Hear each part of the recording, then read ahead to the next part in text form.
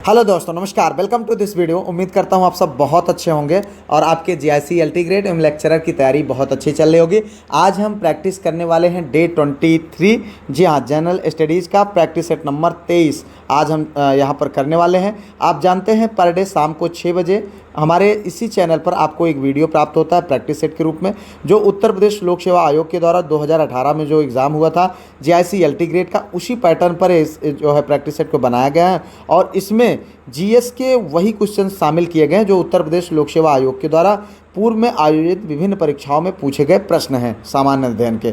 ठीक है, और आप चाहते हैं कि जो मैं पढ़ाता हूं उसका आपको पूरा पीडीएफ के रूप में पूरा मैटर मिल जाए, जिससे आप एक बार प्रैक्टिस करें, उसके बाद रिवीजन करने में आपको आसानी हो।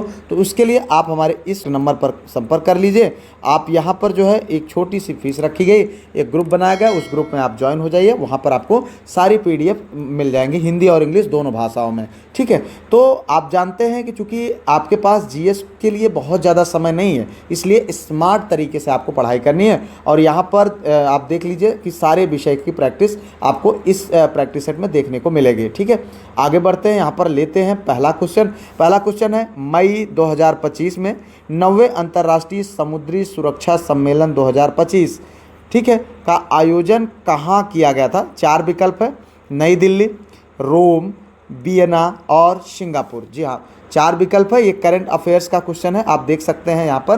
तो हालांकि करंट अफेयर के मैं कुछ क्लासेस अलग से लाऊंगा, लेकिन अभी आप जो है प्रैक्टिस में इसको भी शामिल कर लें। ठीक है, तो यहाँ पर देखें जो सही विकल्प है इसका है सिंगापुर। जी हाँ, चौथा विकल्प। तो 7 मई 2025 को 90वें अंतर्राष्ट्रीय समुद्री सुरक्षा सम्मेलन का आयोजन सिंगापुर में हुआ था। ठीक है, इस सम्मेलन का मुख्य विषय था सुरक्षित और संरक्षित समुद्र। ठीक है, सेफ एंड सिक्योर सीज। इस सम्मेलन का आयोजन वर्ष 2009 से नियमित रूप से किया जा रहा है। आगे बढ़ते हैं, लेते हैं अगला क्वेश्चन। यहाँ पर है, निम्न में से किस चीनी यात्री ने चालुक्यों के शासन काल में चीन एवं भारत के संबंधों का विवरण किया है। तो यहाँ पर देखें 4 यात्रियों का नाम दिया गया है, इनमें से आपको बताना है कि कौन सही है। पहला है फाहियान, दूसरा ह्वेनसांग, तीसरा इत्सिंग, चौथा है मातवालिन। ठीक है, तो इसमें से कौन सा सही विकल्प है वो आपको बताना है। ह्वेनसांग। जी हाँ, ह्वेनसांग जो है ये सही आंसर है। चालुक्यों का शासन दक्षिण और मध्य भारत में 6वीं से 12वीं सदी तक रहा। ठीक है, इस काल में ह्वेनसांग भारत आया था तथा उसने पुलकेशिन द्वितीय के न्यायालय का भी भ्रमण किया था। वह चीन के तांग वंश के समय भारत आया और भारत एवं चीन के संबंधों का भी उल्लेख उसने किया है। किसने? ह्वेनसांग ने। आगे बढ़ते हैं, लेते हैं अगला क्वेश्चन।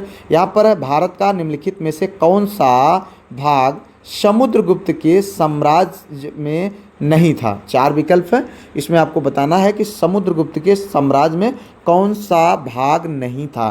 पहला है बिहार, दूसरा मध्य प्रदेश, तीसरा बंगाल, चौथा कश्मीर। जी हाँ, तो आप जानते हैं कि ये जो समुद्रगुप्त था इसे भारत का नेपोलियन कहा जाता है। जो समुद्रगुप्त जो है चंद्रगुप्त प्रथम का पुत्र था। किसका? चंद्रगुप्त प्रथम का पुत्र था, गुप्त वंश का एक महान शासक था। इस जो है इसने कौन सा साम्राज्य यानी कौन सा भाग इसके साम्राज्य में शामिल नहीं था, आपको बताना। तो इसका सही विकल्प है डी, यानी कश्मीर। जी हाँ, कश्मीर इसके शासनकाल में यानी इसके साम्राज्य में शामिल नहीं था। ठीक है, प्रयाग प्रशस्ति से ज्ञात होता है, जो इसका मुख्य जो है इसके बारे में जानकारी मिलती है प्रयाग प्रशस्ति से, जो जिसे इसके साम्राज्य के बारे में पता चलता है कि उत्तर प्रदेश, बिहार, मध्य प्रदेश, असम और दक्षिण भारत सम्मिलित थे, पर कश्मीर जो है इसके शासन मतलब इसके साम्राज्य में शामिल नहीं था। गुप्त काल में प्रांत को अवनी तथा भुक्ति कहा जाता था। ध्यान दीजिएगा भैया, गुप्त काल में प्रांत को क्या बोला जाता था? अवनी या फिर भुक्ति बोला जाता था। ठीक है, तो ये आपका सही विकल्प होता है चौथा। आगे बढ़ते हैं, लेते हैं अगला क्वेश्चन। निम्नलिखित में से कौन सी शब्दावली भारत के संविधान में उल्लिखित नहीं है। 4 विकल्प है। उससे पहले साथियों आप जानते हैं कि जीआईसी एलटी ग्रेड हो या लेक्चरर हो, सिलेबस जीएस का बहुत ब्रॉड है, पर इस पे जो है उतना समय हमें देना नहीं है। हालांकि आपके जो पूरे क्वेश्चंस का 20% आपके जीएस से यानी 30 नंबर का जीएस से आना है, लेकिन आप इसके लिए उतना समय नहीं दे सकते, इसका एरिया बहुत ब्रॉड है, इसलिए स्मार्ट तरीके से आप इसकी पढ़ाई करें। जैसा मैं इसकी प्रैक्टिस करा रहा हूँ, प्रैक्टिस करें, उसके साथ साथ आप PDF के माध्यम से इसको आप रिवीजन कर लें, आपकी तैयारी होती चली जाएगी। आने वाले दिनों में आपको टॉपिक वाइज भी प्रैक्टिस सेट देखने को मिलेंगे। ठीक है, तो यहाँ पर देखें 4 विकल्प हैं, वार्षिक वित्तीय विवरण, विनियोग विधेयक, बजट, भारत की संचित निधि। जी हाँ, 4 विकल्प है, इनमें से क्या सही है? आपका बजट। जी हाँ, आपको लगेगा कि यार बजट तो हर साल पेश किया जाता है और ये शब्द कैसे, शब्दावली जो है संविधान में शामिल नहीं है, लेकिन यही आपका सही आंसर है। ठीक है, कौन सा? C answer. भारतीय संविधान में बजट शब्द का उल्लेख नहीं है। बजट फ्रेंच भाषा के शब्द बुजेट से बना है, जिसका अर्थ होता है चमड़े का थैला। क्या होता है? चमड़े का थैला। ठीक है, और जो है संविधान के अनुच्छेद 112 में एनुअल फाइनेंशियल स्टेटमेंट यानी वार्षिक वित्तीय विवरण का उल्लेख किया गया है, जिसे सामान्य भाषा में बजट कहा जाता है। आगे बढ़ते हैं भैया, लेते हैं अगला क्वेश्चन।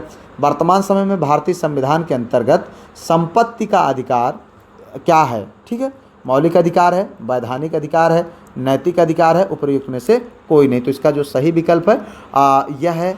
क्या आपको बताना है? तो इसका जो सही विकल्प है वह बी है। जी हाँ, आप पहले जानते हैं कि यह वैधानिक अधिकार है अभी, लेकिन यह पहले एक मौलिक अधिकार हुआ करता था। ठीक है, लेकिन 44वां संविधान संशोधन 1978 द्वारा इसको क्या कर दिया गया? अनुच्छेद 19(1)(चा) और अनुच्छेद 31 को हटा दिया गया।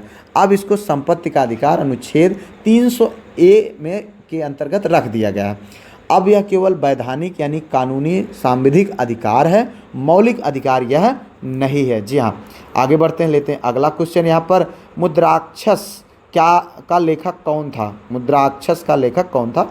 आपको बताना है। भवभूत, बाणभट्ट, विशाखदत्त, कालिदास। इसलिए ये क्वेश्चन इंपॉर्टेंट है क्योंकि इतिहास के बारे में इसकी जानकारी मिलती है। इसके राइटर हैं इंपॉर्टेंट यहाँ पर जो है विशाखदत्त। कौन है? विशाखदत्त। मुद्राक्षस एक संस्कृत ऐतिहासिक नाटक है। इस जो है इसमें चाणक्य और चंद्रगुप्त मौर्य की राजनीतिक सफलताओं का वर्णन है। ठीक है, आगे बढ़ते हैं, लेते हैं अगला क्वेश्चन। सिकंदर के आक्रमण के समय किस भारतीय राज्य में द्वैध शासन प्रथा थी? 4 विकल्प है, पाटल, फेगेला, गंधारिश और सिबोई।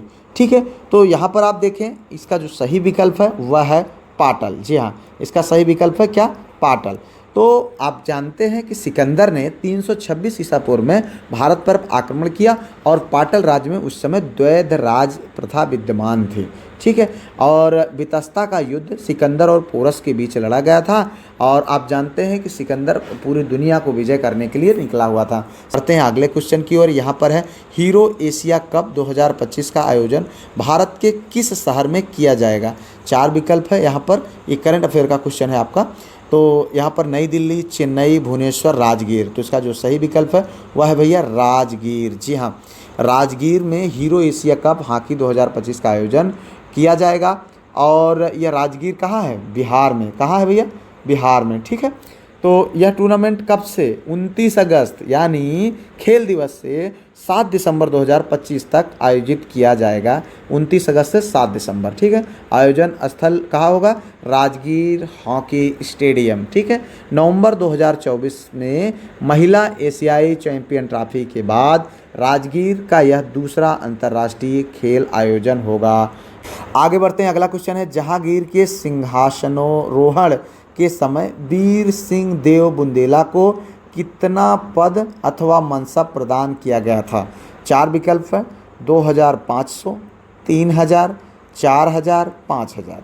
तो इसका जो सही विकल्प है वो आपको बताना है। इसका सही विकल्प है बी। जी हाँ, 3000। ध्यान समझिएगा, वीर सिंह देव बुंदेला ने जहांगीर के मित्र के रूप में अबुल फजल की हत्या करवाई थी। ध्यान से समझिएगा, अबुल फजल की हत्या कराने की वजह से अकबर जो है इसको दंडित करना चाहता था, लेकिन जो है बच जाता है। ठीक है, बाद में जहांगीर जब शासक बनता है तो उसने जो है इसको 3000 मनसब प्रदान किए और जो है इनको काफ़ी पुरस्कृत किया था। ठीक है, जहांगीर अपने समर्थकों को। आगे बढ़ते हैं, अगला क्वेश्चन लेते हैं। हिमालय में ब्रह्मपुत्र नदी उदाहरण है। ठीक है, ब्रह्मपुत्र नदी किसका उदाहरण है? पूर्ववर्ती अपवाह का, अनुवर्ती अपवाह का, परवर्ती अपवाह का, मध्यारोपित अपवाह का। ठीक है, 4 विकल्प है, इनमें से आपको एक सही बताने हैं। तो ये सही विकल्प है पूर्ववर्ती अपवाह का। जी हाँ, ब्रह्मपुत्र नदी जो है पूर्ववर्ती अफवाह का उदाहरण है। ठीक है, तो आप जानते हैं कि पूर्ववर्ती सरिताएं वे होती हैं जिनका निर्माण स्थल खंड के उत्थान से पहले हुआ हो। ठीक है, भारत में सिंधु, सतलज और ब्रह्मपुत्र इसका प्रमुख उदाहरण है। ब्रह्मपुत्र का उद्गम स्थल जो है चेमायुंडुंग हिमानी कैलाश क्षेत्र श्रेणी तिब्बत में 5150 मीटर ऊंचाई पर है। आगे बढ़ते हैं भैया, अगला क्वेश्चन लेते हैं। यहाँ पर रणजीत सागर परियोजना निम्नलिखित में से किस नदी पर अवस्थित है? कौन? रणजीत सागर परियोजना। 4 विकल्प है, सतलज, झेलम, रावी, ब्यास। ठीक है, तो इसका जो सही विकल्प है भैया वो है सी आंसर यानी रावी। जी हाँ, इसका सही विकल्प क्या है? रावी। रावी पर जो है रणजीत सागर परियोजना अवस्थित है। यह परियोजना पंजाब सरकार द्वारा पंजाब और जम्मू कश्मीर की सीमा पर बनाई गई है। इससे पंजाब, हिमाचल प्रदेश और जम्मू कश्मीर को लाभ मिलता है। आगे बढ़ते लेते हैं अगला क्वेश्चन। यहाँ पर निम्नलिखित राज्यों में से कौन सड़कों की लंबाई में भारत में प्रथम पायदान पर है? ठीक है, 4 विकल्प है, महाराष्ट्र, उत्तर प्रदेश, मध्य प्रदेश, राजस्थान। ठीक है, थोड़ा सा ध्यान से समझिएगा, ये जो विकल्प है ये है इसमें सही है महाराष्ट्र। जी हाँ, भारत में सड़कों की लंबाई के मामले में पहला स्थान महाराष्ट्र का है, उसके बाद फिर उत्तर प्रदेश का, फिर राजस्थान और फिर मध्य प्रदेश आते हैं। पहला नंबर इसका, दूसरा इसका, तीसरा जो है आपका राजस्थान का है और चौथा जो है मध्य प्रदेश का है। कहीं कहीं पर आपको उत्तर प्रदेश भी पहले स्थान पर देखने को मिल जाता है। ठीक है, आगे बढ़ते हैं, यहाँ पर लेते हैं अगला क्वेश्चन। जी हाँ, अगला क्वेश्चन है, दादा भाई नौरोजी ने किसके माध्यम से लोगों का ध्यान धन निष्कासन सिद्धांत की ओर खींचा? 4 विकल्प है यहाँ पर, धन निष्कासन सिद्धांत की ओर खींचा। इंग्लैंड डेब्ट to India, economic poverty, cities of Britishers और इकोनॉमिक हिस्ट्री ऑफ इंडिया। तो 4 विकल्प है, इनमें से आपको कौन सा सही है वो बताना है। ठीक है, तो इसका जो सही विकल्प है वो है ए यानी इंग्लैंड डेब्ट टू इंडिया। ठीक है, धन निष्कासन सिद्धांत के जनक दादा भाई नौरोजी साहब को माना जाता है। 2 मई 1867 यानी 2 मई 1867 को लंदन में ईस्ट इंडिया एसोसिएशन के बैठक में पढ़े गए इनके लेख इंग्लैंड्स डेब्ट टू इंडिया में इन्होंने यह सिद्धांत प्रस्तुत किया। उन्होंने कहा कि इंग्लैंड भारत से धन ऐंठ रहा है और बदले में भारत को कोई लाभ नहीं मिल रहा है। ठीक है, आगे बढ़ते हैं, यहाँ पर लेते हैं अगला क्वेश्चन। कलकत्ता विश्वविद्यालय आयोग जिसकी नियुक्ति 1917 में हुई को किस अन्य नाम से भी जाना जाता है? कलकत्ता विश्वविद्यालय आयोग किसको एक और नाम से क्या जाना जाता है? ये इसकी नियुक्ति हुई थी 1917 में। तो हंटर आयोग, सैंडलर आयोग, स्टैची आयोग और मैकडोनल आयोग। 4 विकल्प है, इसमें से आपको एक सही है जो बताना है। तो सही विकल्प है भैया सैंडलर आयोग। जी हाँ, कलकत्ता विश्वविद्यालय आयोग 1917 ठीक है 1917 को सैंडलर आयोग कहा जाता है। इसका गठन माइकल सैंडलर की अध्यक्षता में और इसमें जो भारतीय सदस्य थे वो आशुतोष मुखर्जी व डॉक्टर जियाउद्दीन अहमद थी। इनकी प्रमुख सिफारिशें क्या थी कि स्नातक स्तर पर पाठ्यक्रम कितने वर्ष का हो? 3 वर्ष का जो अभी है, और इंटरमीडिएट की कक्षाएं विश्वविद्यालय से अलग हों। आगे बढ़ते हैं भैया, अगला क्वेश्चन है, दिल्ली की विधानसभा विभाजित है यानी दिल्ली विधानसभा में कितनी सीटें हैं? 70 भागों में, 50 भागों में, 60 भागों में, 70 भागों में। ध्यान समझिएगा कि कितनी सीटें हैं, तो सभी जानते हैं 70 भागों में। ठीक है, आप जानते हैं दिल्ली की मुख्यमंत्री वर्तमान समय में रेखा गुप्ता है और यहाँ पर बीजेपी की सरकार है। अब आगे बढ़ते हैं, यहाँ पर लेते हैं अगला क्वेश्चन। निम्न झीलों में से कौन विश्व की प्राचीनतम तथा सबसे गहरी झील है? इसमें 4 विकल्प हैं। पहला है बैकाल झील, दूसरा है ह्यूरॉन झील, तीसरा है विक्टोरिया झील, चौथा है विनिपेग झील। तो इसका जो सही विकल्प है वह आपको बताना है, सही है बैकाल झील। जी हाँ, बैकाल झील विश्व की प्राचीनतम और सबसे गहरी झील है और ये कहाँ है? साइबेरिया, रूस में। और इसकी गहराई कितना है? 1637 मीटर। ठीक है, आप लोग बहुत लिखने के पीछे मत भागें, PDF को ज्वाइन कर लें। 200 रुपये बहुत अमाउंट नहीं होता है। अगर देखें तो जितने दिन में विद्यालय जो है आपका एग्ज़ाम होगा 2 रुपये पर डे के हिसाब से पड़ता है और आपका बहुत समय बचा सकता है। ठीक है, तो आप इसको ध्यान से समझें इसकी इम्पोर्टेंस को। और इसको बैकाल झील को पल्स ऑफ साइबेरिया भी कहा जाता है, ध्यान रखें। आगे बढ़ते हैं, अगला क्वेश्चन लेते हैं। निम्नलिखित देशों में कौन जो है विश्व में आयोडीन का अग्रणी उत्पादक है? 4 विकल्प है, जापान, अमेरिका, चिली, चीन। 4 विकल्प है, इन 4 विकल्पों में से आपको बताना है।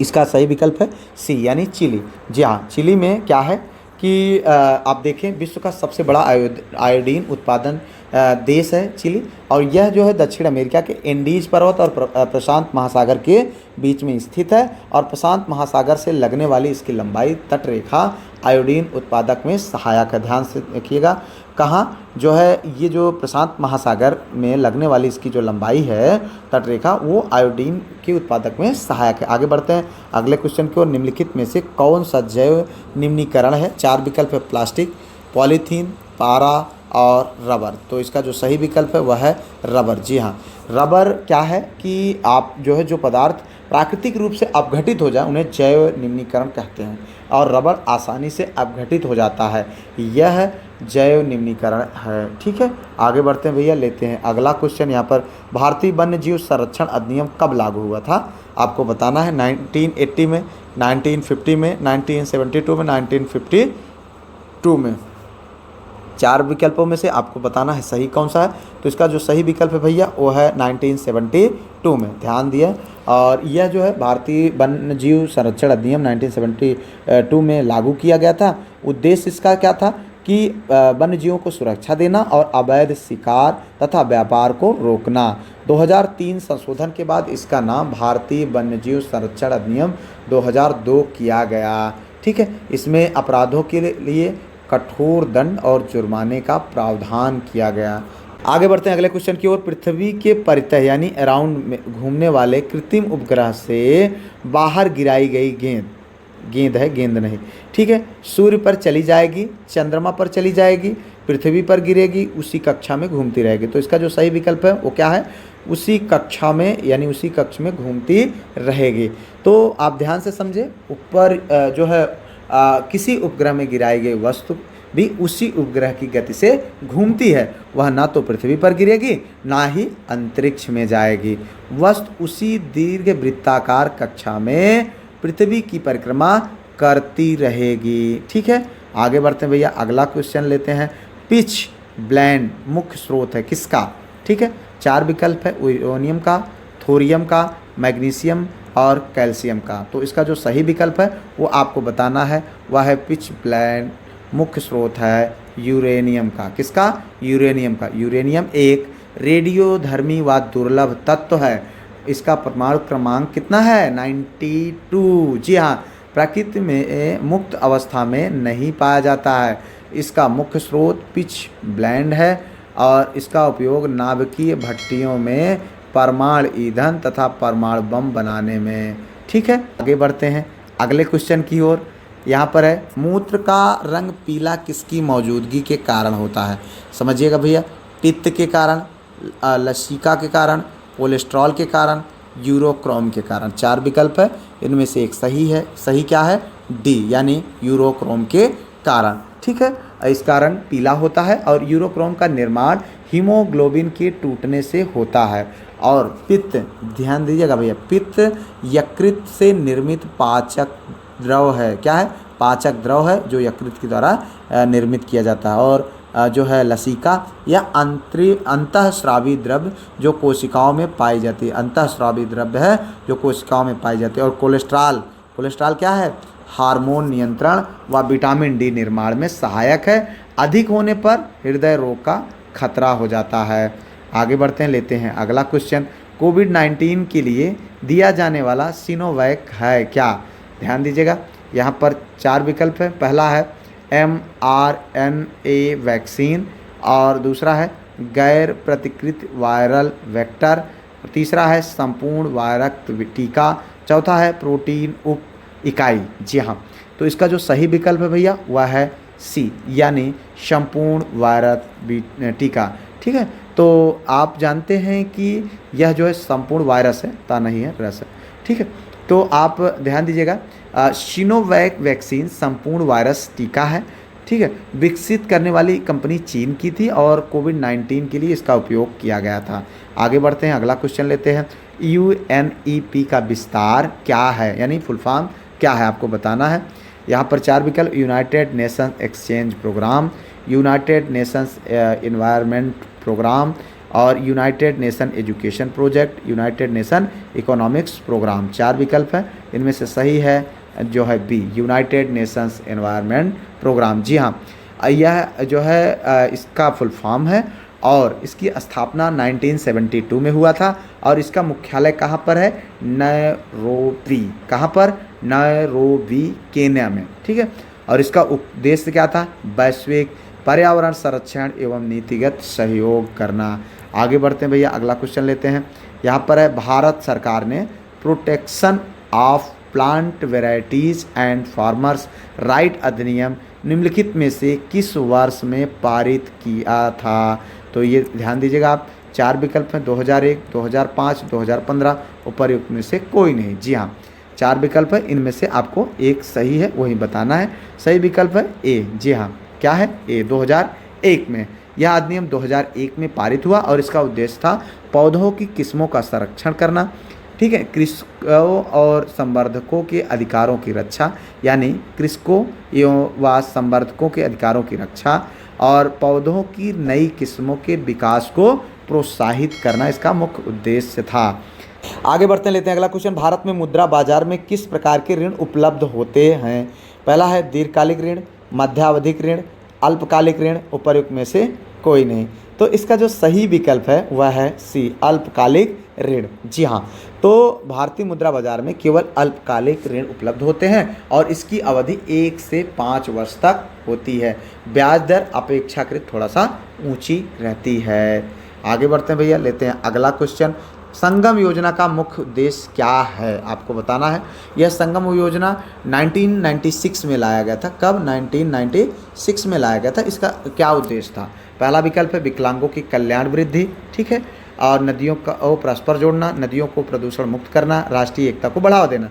अब आपको लग रहा होगा कि सर बहुत पुराना क्वेश्चन है, इसको क्यों ऐड किया गया? तो लेकिन देखें यहाँ पर ये 2008, 2003 यहाँ तक कि 2021 में भी ये पूछा गया है, इसलिए इस क्वेश्चन को बनाया गया। तो इसका जो सही विकल्प है विकलांगों की कल्याण वृद्धि करना। ठीक है, संगम योजना जो थी उसका क्या मुख्य उद्देश्य था? विकलांगों का कल्याण और आर्थिक उन्नति करना। इसकी घोषणा 15 अगस्त 1996 में किया गया था। प्रावधान था इसमें ग्रामीण क्षेत्रों में विकलांगों के समूह को 15,000 की आर्थिक सहायता देना और प्रत्येक समूह को संगम नाम दिया जाना था। ठीक है, ये आगे बढ़ते हैं अगले क्वेश्चन की ओर। अंतर्राष्ट्रीय आलू केंद्र यानी CIP का जो है मुख्यालय स्थित है कहाँ पर? 4 विकल्प है, लीमा पेरू में, शिमला भारत में, डैक सेनेगल में, डबलिन आयरलैंड में। तो इसका जो सही विकल्प है भैया वो है ए, यानी लीमा पेरू में। ठीक है, पेरू एक देश है, वहाँ की एक राज्य है लीमा। लीमा में यह जो है CIP यानी इंटरनेशनल पोटैटो सेंटर का मुख्यालय लीमा पेरू में है और राष्ट्रीय आलू अनुसंधान केंद्र कुफरी में है, जो कहाँ पर है? शिमला में। ठीक है, आगे बढ़ते हैं, लेते हैं अगला क्वेश्चन। यहाँ पर 2011 की जनगणना के अनुसार भारत की जनसंख्या विश्व की जनसंख्या का कितना प्रतिशत है? 4 विकल्प है, 17.31, 18.50 और 18.90 और 19.05%। इतना आपको है, कितना परसेंट है आपको बताना है। यानी 2001 की जनगणना के अनुसार भारत की जनसंख्या विश्व की जनसंख्या का कितना परसेंट है ये आपको बताना है। इसका जो सही विकल्प वह है ए। जी हाँ, 17.31%। तो भारत का भूभाग विश्व का मात्र 2.4% है, लेकिन यहाँ पर जनसंख्या 2011 के अनुसार 17.5% पूरी दुनिया की आबादी का 17.31% यहाँ पर निवास करते हैं। आगे बढ़ते हैं, लेते हैं अंतिम क्वेश्चन की ओर। उत्तर प्रदेश में रक्षा गलियारा का केंद्रित क्षेत्र होगा क्या? 4 विकल्प है, पूर्वांचल, मध्य, पश्चिमी, बुंदेलखंड। जी हाँ, सही विकल्प है यहाँ पर आपका क्या? आपको वही बताना है, यहाँ पर है बुंदेलखंड। ठीक है, तो थोड़ा सा देखिएगा, जो 1 फरवरी 2018 को प्रस्तुत आम बजट में 2 रक्षा गलियारा की स्थापना का निर्णय लिया गया। ठीक है, पहला रक्षा गलियारा चेन्नई से बंगलुरु के मध्य और दूसरा रक्षा गलियारा उत्तर प्रदेश के बुंदेलखंड क्षेत्र में। ठीक है, तो इसमें जो विकल्प में है बुंदेलखंड, वही यानी उत्तर प्रदेश के परिप्रेक्ष्य में बुंदेलखंड सही है। ठीक है, उद्देश्य इसका क्या था? रक्षा उत्पादन में आत्मनिर्भरता एवं निर्यात को बढ़ावा देना। ठीक है, यहाँ पर समाप्त होता है आपका 30 क्वेश्चन का प्रैक्टिस सेट। उम्मीद करता हूँ बहुत कुछ सीखने को मिला होगा। और अभी तक जितने भी प्रैक्टिस सेट कराए गए हैं उनकी प्लेलिस्ट बना दी गई है, आप उनको जा कर के सारे प्रैक्टिस सेट को करें और अपना जो है तैयारी को इन्हेंस करें। आप जानते हैं कि इसकी पीडीएफ ले करके आप कम समय में अपने जो ये प्रैक्टिस है इनको आप रिवीजन कर लीजिए। ठीक है, पीडीएफ महंगी नहीं है, मात्र 2 रुपये पर डे के हिसाब से आपको उसका लगभग चार्ज पड़ रहा है। ठीक है, मिलते हैं किसी और वीडियो में किसी और टॉपिक पर, तब तक के लिए जय हिंद, वंदे मातरम, बेस्ट ऑफ